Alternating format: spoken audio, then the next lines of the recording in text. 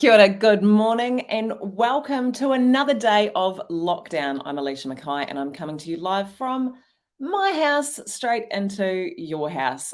Let's get any of you who are on the live straight into the comments and tell me where you are tuning in from today. I am in Porirua. I'd like to say it's beautiful outside, but it isn't. It's grey and miserable, but at least it's not raining. Look, I'm really excited to be back here doing this for you guys at 9 o'clock every morning today for the next 5 mornings, and to be theming our broadcast around the 5 modules in my new book. Oh, hang on, let me point this way to read. There we go. You Don't Need an MBA. So this book came out in May this year. And it's very exciting. It's a little bit cheeky because it's really throwing a bit of a stone for no reason. And I'm like that. But essentially, the book talks about what I consider to be the skills that you really do need to be a decent leader. And honestly, I'm going to share a bit of a secret with you guys.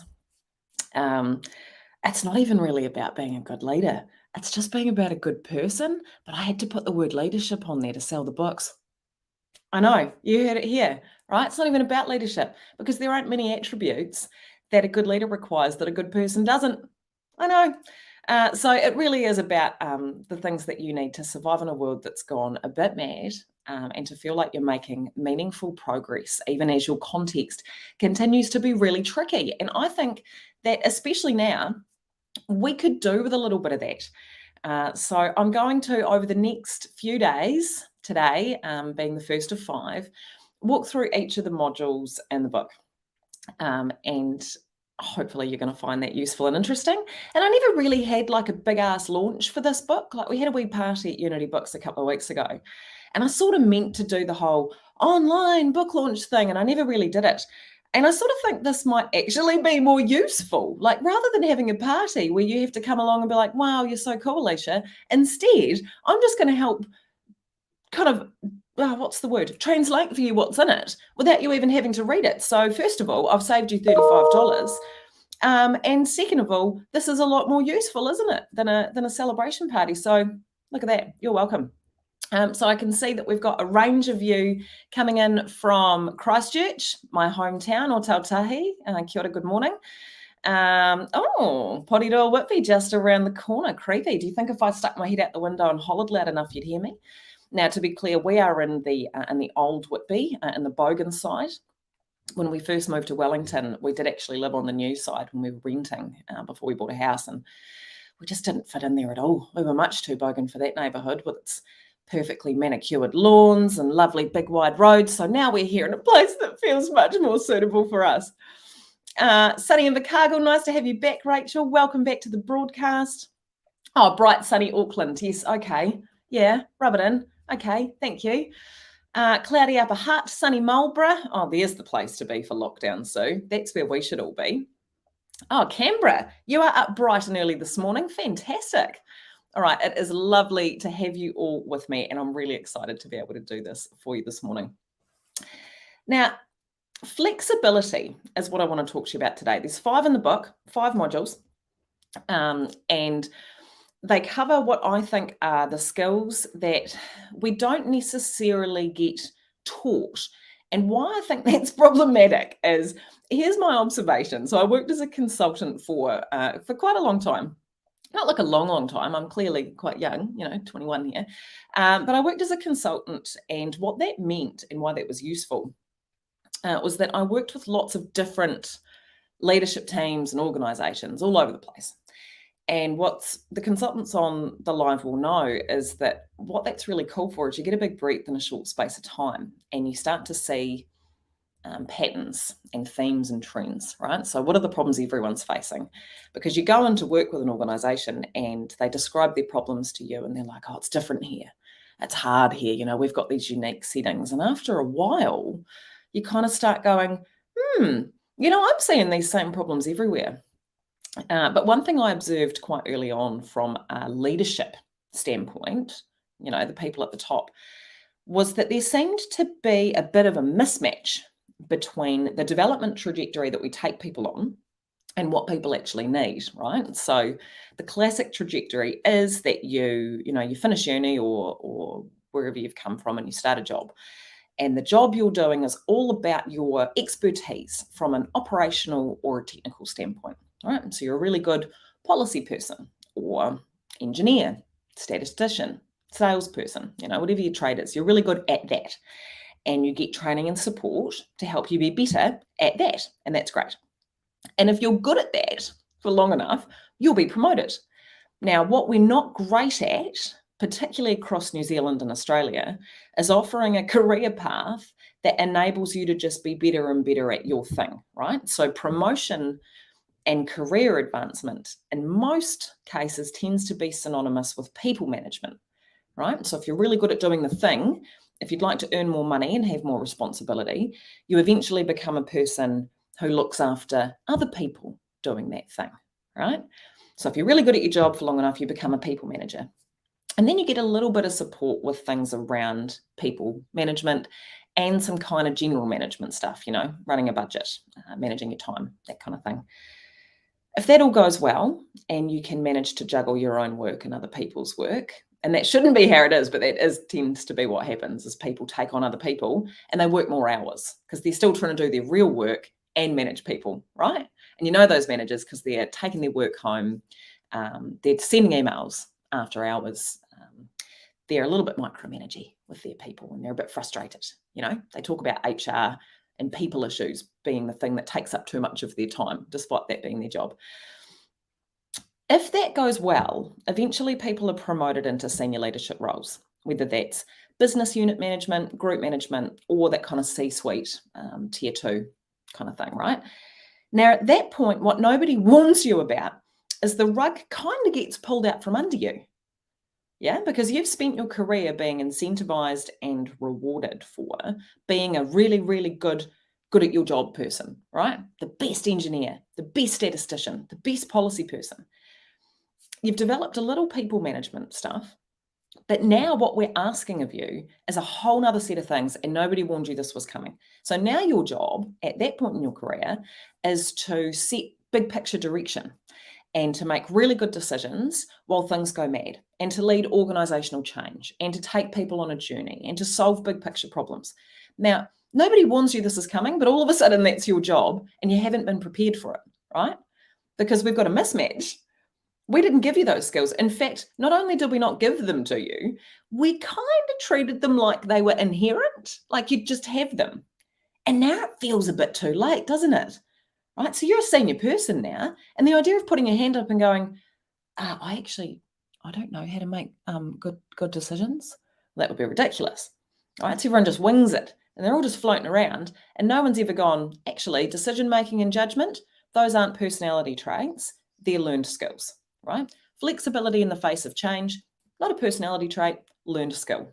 Good decisions, systems thinking, right? Large scale influence. They're not just things that happen to you by virtue of who you are.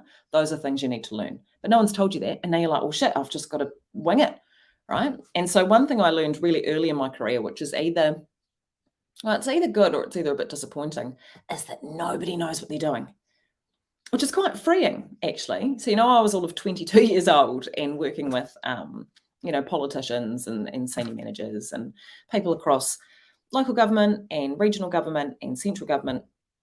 And I remember just looking around one day and being like, we're all just making it up, aren't we? Nobody knows what they're doing, right? Nobody has a clue. We're all just getting up every day and crossing our fingers, which is both very freeing and also mildly concerning. But that brings me to why I wrote this book in particular, and why these are the particular capabilities that we've got on the wheel, because these are the things that we treat as though they're personality traits. Someone has good judgment. Someone's good with change, right? Someone's good at problem solving, right? They're good at taking people on a journey. And those aren't just inherent capabilities. And some people are slightly better at them than others naturally, sure, but they're actually learned skills. And I think we're doing our leaders and our people a disservice by not prioritizing those. Because the more we overinvest in old frameworks and technical skills, the more we're going to fall behind. because the world doesn't care about our skills anymore, not really. The half-life of a skill now is less than 5 years on average, right? By the time you finish learning that thing at uni, it's irrelevant now.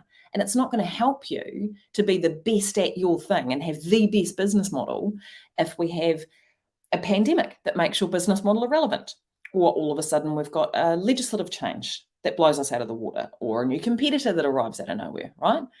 So what we really want to be doing is building the stuff that's going to be sustainable, that's going to make it possible for us to manage as the world goes mad around us, whether that's on a personal level or a professional one. And I reckon that all starts in the middle, at that core, with flexibility. So that's what we're doing today. Now, you can swap the word flexibility out for any trendy buzzword you like. You can call it versatility. I'm a big fan of the Kaiser Leadership Versatility Index. I have the accreditation for that one, and it's awesome thinking. I love it. You could call it adaptability. You could call it agility. I don't really care what you call it. What it's about is your capacity in the face of change to be able to cope, right, and to do well. And I don't think we've ever seen a time in the last few decades that's more important to have that capability than now. Yeah?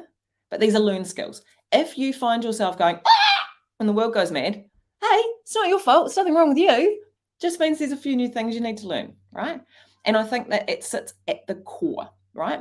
And if we don't have that one, like all core strength, if we don't have that one, our investment in the other skills becomes a little bit dodgier, right? So I used to run quite a lot, and I remember when I started training for my first marathon, I really hurt my ankle quite badly. I was running up Battle Hill on a Monday morning, feeling very cool, and on the way down, I busted my ankle, fell over, it popped open. It was awful. I've got some great pictures, very cool bruising, but it was a terrible injury.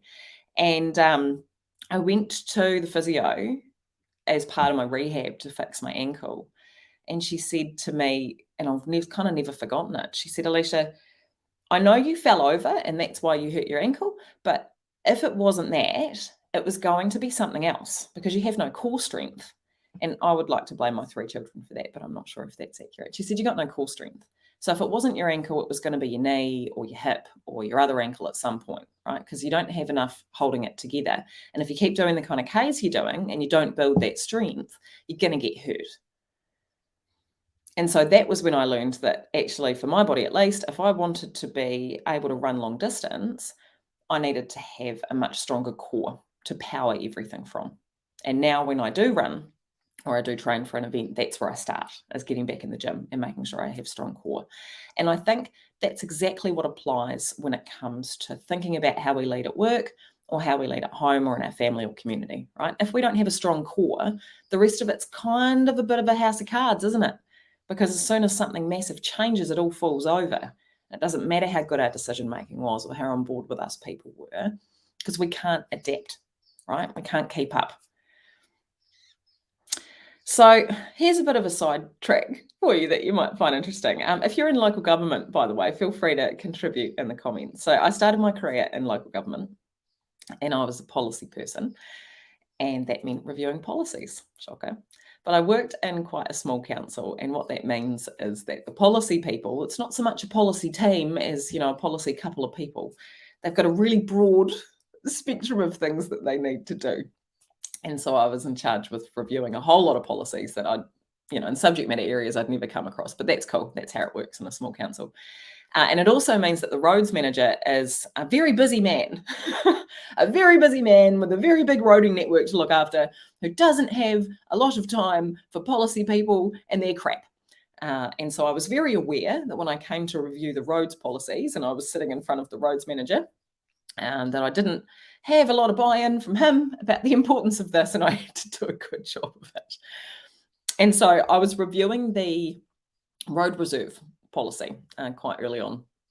And that policy is all about what you can put up in the road reserve, the strip that runs next to the public road, which is called the road reserve. You're all getting an education this morning. And I was reading through the policy, sitting with the roads manager, and there was a line in there that said, everything that's erected in the road reserve must be frangible. And I read it about 3 times. I was like, oh, I'm going to have to bug this guy. Look, he's already got no patience for me, but I'm going to have to bug him because I have no idea what that means. And maybe that's a typo. So it says here, everything that we put up in the road reserve must be frangible. Is that, does that word mean to be fragile? And I remember him just going, oh. No, and explaining to me what frangible meant. Now, any engineers in the chat are going to be horrified by my butchering of this definition. That's just a pre-warning for you. But here's my understanding of what frangible means.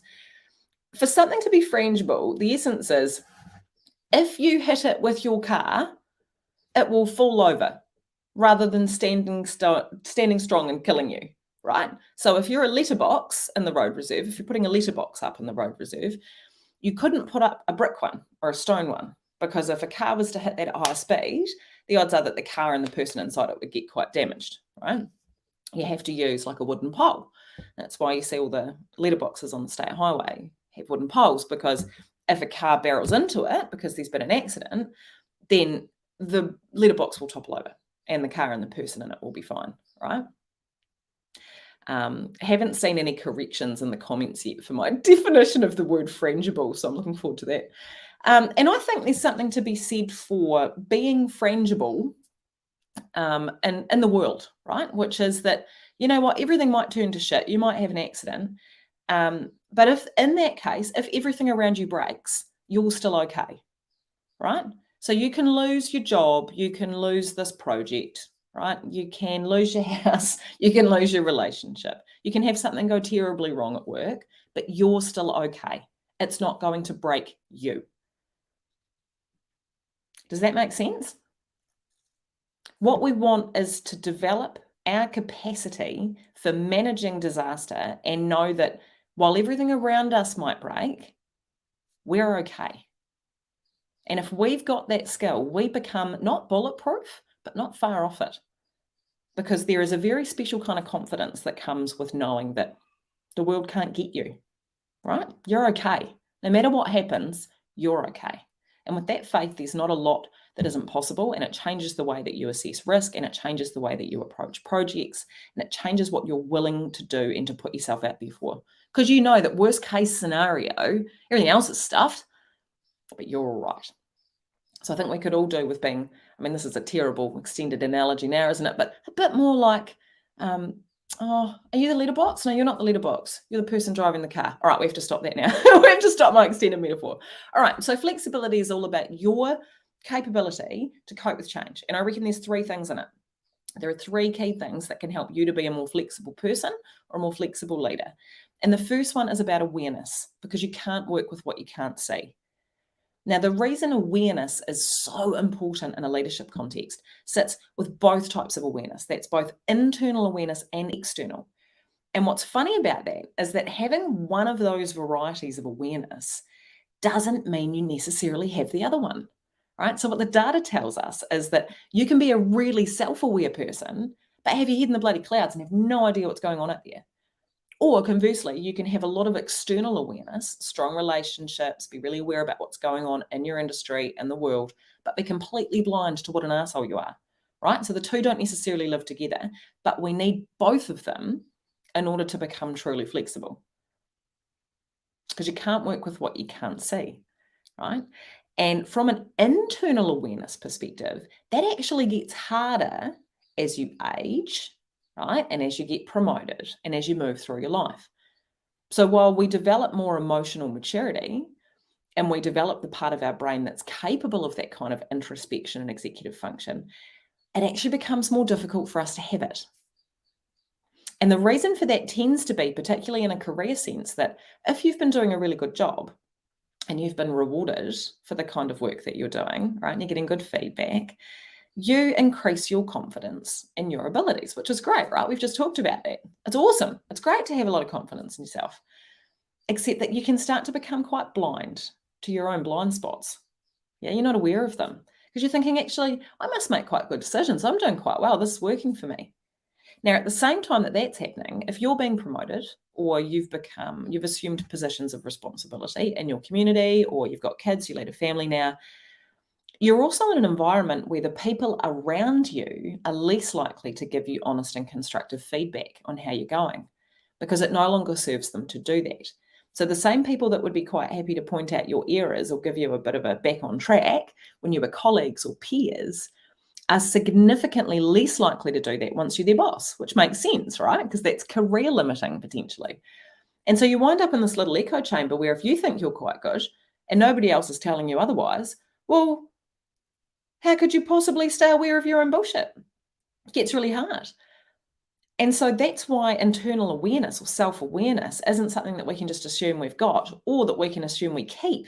It's something that we need to genuinely work on, right? We need to create space for it and very intentionally cultivate our own capacity to call ourselves on our own shit and have people around us that will do that for us, right? So my number one recommendation for leaders that need to develop self-awareness is to find yourself a truth teller who cares and guard that relationship ferociously, right? You need people in your life that feel comfortable and confident calling you on your behavior, right? And you need to cultivate it. You need to be out there in the workplace, in your friend group, being like, what do you think? Like, do you think I was a bit cocky about that? Or do you reckon that was the right call? Because I've been reading something recently that makes me think differently. I'd love to know what you think. I'd love your input on how this went, right? You've got to get out there and proactively ask for it and make it happen, because you can no longer be guaranteed that that's going to reach you. So if you've got a friend in your life or a colleague who constantly calls you out, look after that person. You need them. All right. So self-awareness, really important. The other part of that equation is external awareness.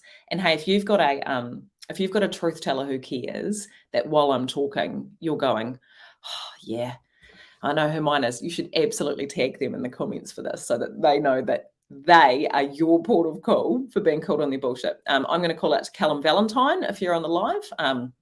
Callum has been a good friend of mine since high school and is my number one truth teller who cares, who uses his feedback sparingly, but if he tells me I'm back on my bullshit, I believe him automatically and I do try to correct course. So if you're on the live CV, thanks, buddy.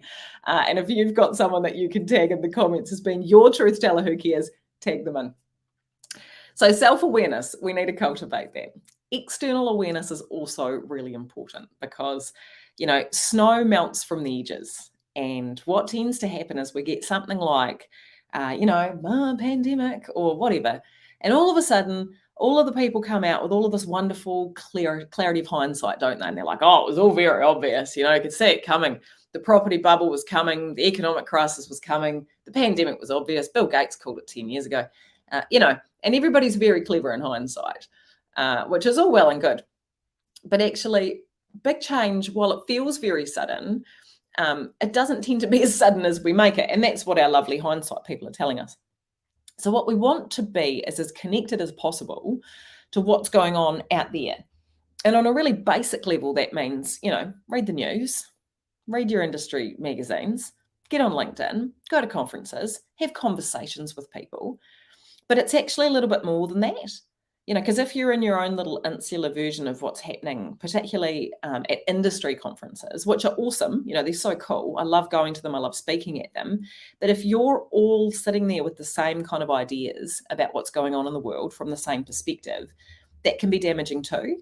And the internet version of those communities and social media are particularly bad for that, right? Because they put us in our own little bubble where the algorithms serve us people that think like we do, articles that align with what we think, ideas that are very similar to what we have, and they just serve them up to us, right? Because the algorithm's like, this is what you like, and I've got more for you. And so now more than ever, it's more important for us to engage with broader ideas and points of view, right? To be curious, to know what's going on in other industries, what kind of changes people are seeing in communities or consumer behavior, right? What's going on out at the edges? Because innovation is all about joining those dots, right? And taking an idea from somewhere else and putting it here. And you can't do that if you don't know what's going on everywhere else. And so the most effective leaders are the people who are ferociously curious, right? Insatiably curious. They read widely, they think a lot, they have that, and I often tell people, but also leadership teams, that you can tell if you're being curious and interesting. And I think I said this last week, because your voice goes up. remember that? So you go, oh, isn't it interesting how you want to be doing that at least once a day? If you're not going, at least once a day, you're not curious enough, right? So you need that internal and that external awareness. And if you're not creating space, if your head is so far down, right? And we've created these work cultures that incentivize that kind of behavior where our work is so all-encompassing and the operational load is so high and the number of emails hitting the inbox and tasks to do and things to tick off, there's so many that you can just, for days at a time, be like this, head down, ticking and answering, and you don't look out the window, right? And all of a sudden the world's changed and you didn't notice. Have you ever had that experience when you're so busy working that you look up and you realize it's dark now? You're like, oh, the day finished. Bloody hell, day's already finished. Now, we can pass days and weeks and months and years like that, and things pass us by. So much like that self-awareness, if you're not intentionally cultivating your connection to the world, it's not going to happen by accident. And so if there was only one thing that I was telling you about flexibility today and saying, if there is one skill that you need to make sure is sitting right at the top for you, it would have to be awareness. Are you asking good questions? Are you looking for what isn't being said? Do you know what's happening outside of your bubble, not just the bubble in lockdown at your house, but more broadly, the ideas bubble you live in, the social bubble you live in, the professional bubble you live in, the ideological or political bubble you live in, right? Are you out there looking for that, wondering, creating the space to just go, oh, that's funny. I didn't know that, right? That's what we need from you. But that's not all. I reckon there's 3 things. I said to you before, there are 3 things. And if people are writing them down, if you've got a pen with you, you would have written 1, awareness, and you'll have 2 and 3 sitting there in your bulleted list going, well, come on, Alicia, I want to know what the other ones are. And that's great. So the second one is agency. All right. And agency is all about your ability to take responsibility for your part, right? So what we've noticed, particularly throughout the pandemic, is that there are some people that in the face of madness, they just kind of throw their hands up a little bit, right? They're like, oh, I can't, oh, it's too much. I can't, because of, the way things have been, we just haven't been able to get it done with the change and the lockdown and just, the way things are, it's just, can't do it. I hate that attitude. I hate it so much. And it reminds me actually of being at university. And so when I was at uni, I was a single mum. I had young kids. I was broke as, right? Like just all students are broke, but you add single parenthood on the top and you're very broke. And so budgeting was a very important skill for me. And every week I'd be sitting down, crunching the numbers, and every dollar counted, where it was going to go. And you'd sit down, you'd write this ideal budget, and this is, okay, it's all going to work, and I'm going to be able to save $20 this week. Like, it's all going to work out. And then you'd go, no, it's not going to work this week because the car registration's due. But this is the budget, but it just won't work this week. But next week, I'll be back onto the normal budget. Oh, except I've got to take Bailey to the doctor, so it won't work next week. But after that, we'll get back to the normal budget when things settle down. All right, hear that turn of phrase? When things go back to normal, when things settle down. Things never go back to normal. Things never settle down. There's always a thing, right? There's always something. And I see people try to run businesses and try to run government agencies with the when things settle down, this is our normal budget approach, right? They're like, this is going to work under perfect conditions, but we couldn't do it because the things weren't perfect. Guess what? There will always be something else, right? When the pandemic's finished, there's going to be a PR crisis, or there's going to be a legislation change, or there's going to be an environmental something, or you're going to have something happen financially that you didn't expect, or, whatever. There's always going to be something. And if we operate like plastic bags in the wind and we just surrender our agency to the world around us and go, well, what could we do with the way things have been? You're stuffed. Stop now, right? You're bugging, aren't you? So what we need, if we want to be flexible and actually enable the kind of growth in ourselves and in our teams and in our organizations and in our society that we want, is to get out there expecting that things are going to be screwed and that we're not going to know how they're going to be screwed, right? We're like, well, the world's going to keep changing. But that's not going to be enough to stop me from taking action on the things that I can control and continuing to adapt, right? And that attitude, that sense of agency that there is something I can do. What is my role in this, right? What options do I have? What can I do here is so important. And if you don't have that, you're going to have a very unhappy life. You're going to feel like a victim of circumstance in perpetuity, right? And so even being able to ask that question, what can I focus on here? How can I make a difference? What are my options? You'll remember in last week's series of lives when we talked about living a more strategic life, I ended on a very strong note that you always have something you can do. You've always got options, right? Most of what we trap ourselves in is our own shit. And when you have that sense of agency and you're confident in your ability to take action, it makes such a huge difference. So awareness and agency. And the third one is a word that has been, so those of you writing your list, 1, awareness, 2, agency, 3 is resilience. And that's a word that's been, just bastardized, hasn't it? Right? What really gets me is the word resiliency. Anyone heard that? Resilience? Oh, it's not good. Resiliency. What are you telling me here? Now, resilience is commonly misunderstood as being your ability to bounce back, right? So it goes, hey, I've taken agency. I know the world around me is mad. And when things happen, I'm going to be able to get back to normal, right? So post-pandemic, we're going to get back to normal. And we saw this in between lockdowns when we had this marvelous patch in New Zealand where we just live normal life. And in the first lockdown, we were like, things are going to change now. We are going to treat our time differently. We're going to work differently. We've had realizations.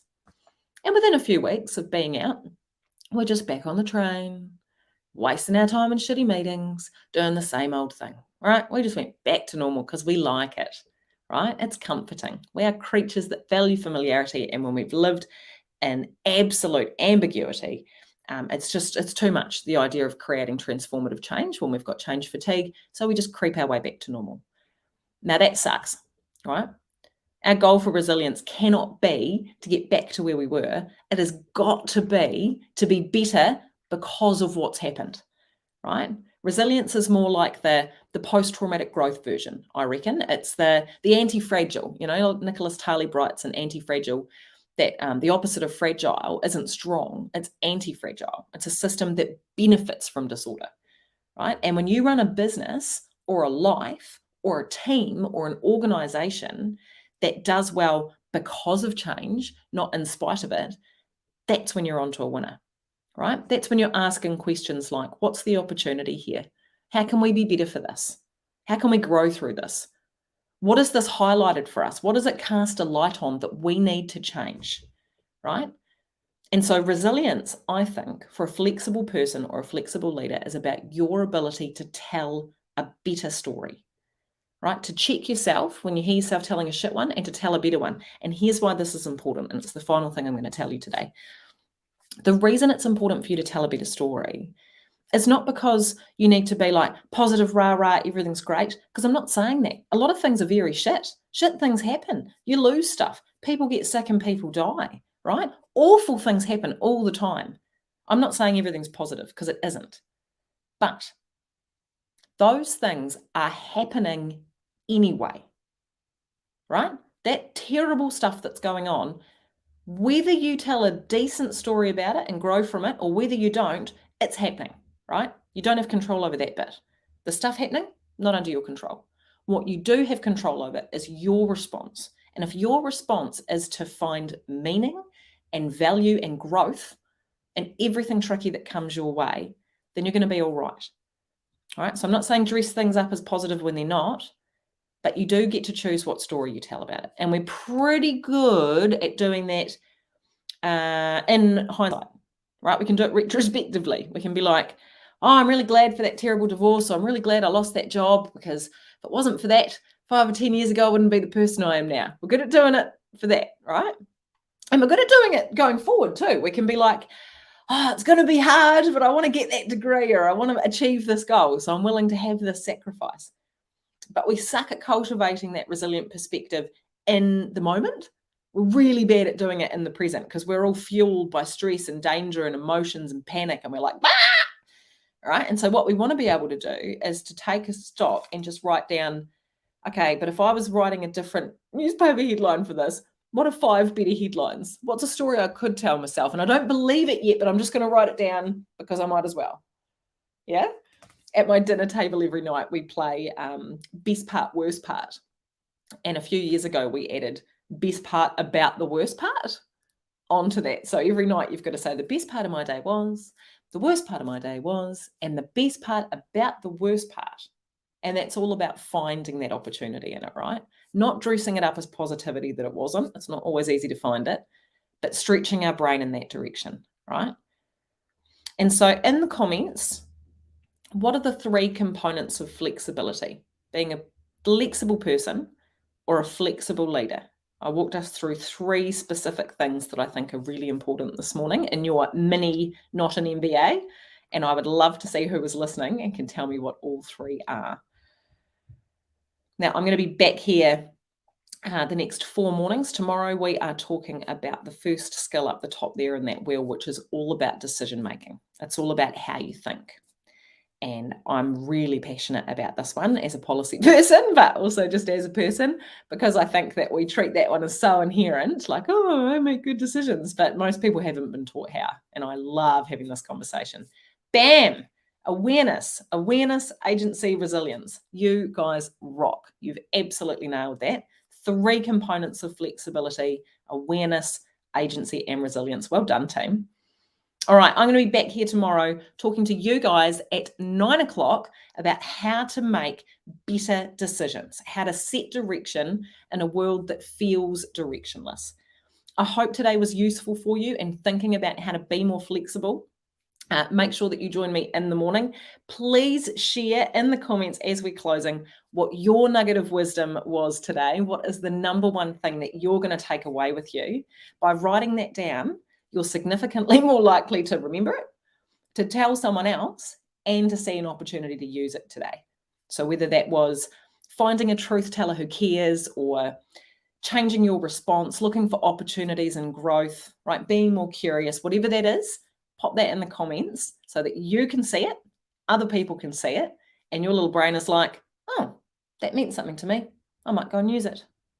All right. You have been marvelous, everyone. Thank you for coming along. I will see you here at 9 o'clock tomorrow to talk about decisions. Well done. You've completed module 1 of your mini Not an MBA. This was a marvelous way to start the day. Ka kite, everyone. See you later.